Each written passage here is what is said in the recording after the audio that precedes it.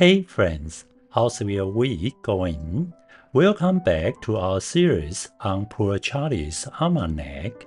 We are still in chapter 10, all about Charlie Munger's common sense. A. Don't fall into self-pity. Munger always emphasized rational thinking and being aware of psychological biases.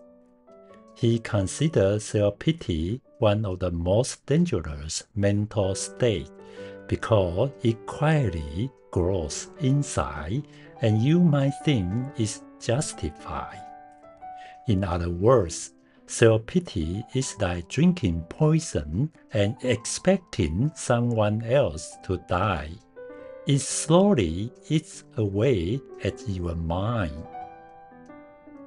Munger had a friend who carried a thick stack of cards. Whenever someone expressed self-pity, he would dramatically hand them a card that said, "Your story really moved me. I've never heard anyone so unlucky."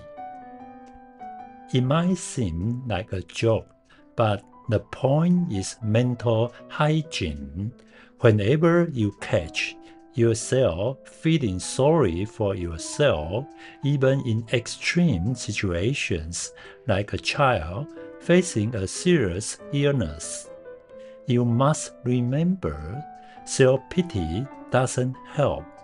Avoid it, and you will gain a huge advantage over most people because it's a standard human reaction, but one you can train yourself to escape.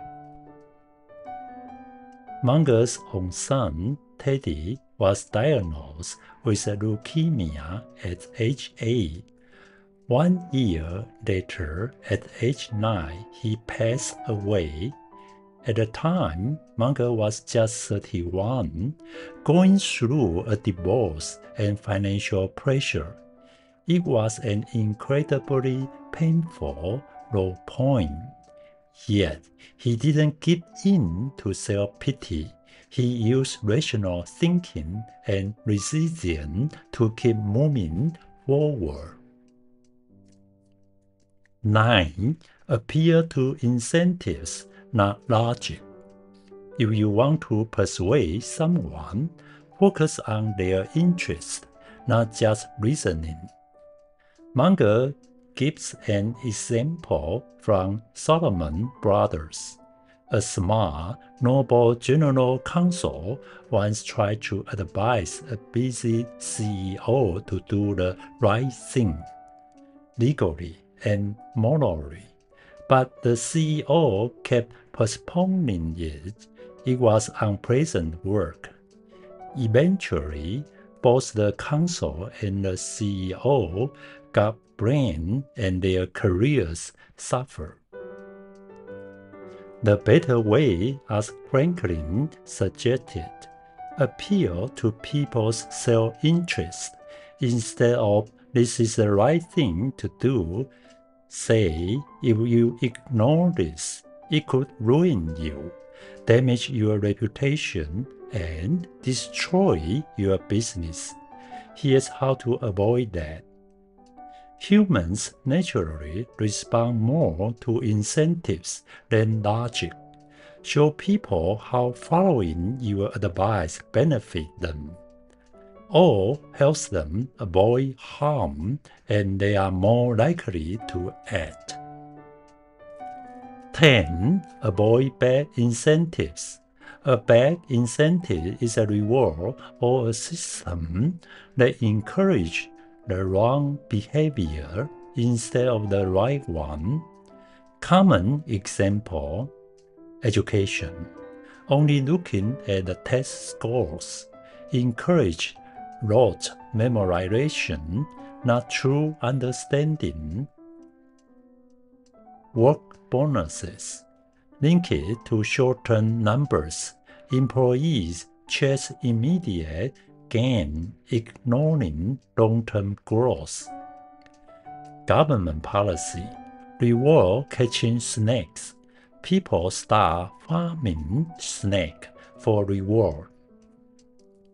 Munger always emphasizes incentives drive human behavior. Right incentives, right action. Wrong incentives, wrong action. Even smart people can be forced to do foolish things in an environment where the worse you do, the more you get rewarded. Also, avoid working for bosses you don't respect or agree with. Your environment influences you, especially those who give feedback. Munger's advice: when young, find mentors you respect and work under them without criticizing anyone. Your life will be much more satisfying if you are under the right guidance. 11. Develop objectivity. Why stay objective? Because humans are naturally biased.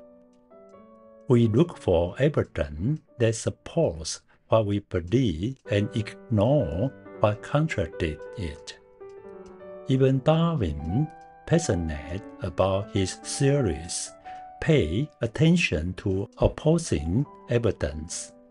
That's how you reduce bias and get closer to the truth.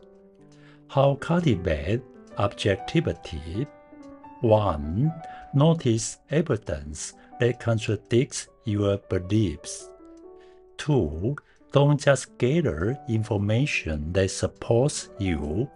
Actively look for counter-evidence.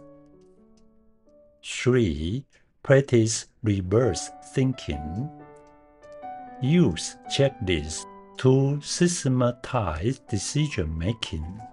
Pilots do it to prevent accidents. Investors can do it to avoid big mistakes. Turn knowledge into mental tool, not just ideas. You want practical mental list ready for daily use. Munger's core idea: broad knowledge plus systematic use equal fewer mistakes. Smartness alone isn't enough. You need objectivity plus structured thinking habit. This is part of his mental model frameworks. Knowledge should be structured and applied through tools like checklists to improve judgment. That wraps up today's episode. If you enjoyed this episode, subscribe and share it with someone who could use a little wisdom boost. Remember, keep practicing financial wisdom so you can live a happier, richer, more meaningful life. Take care and see you next time.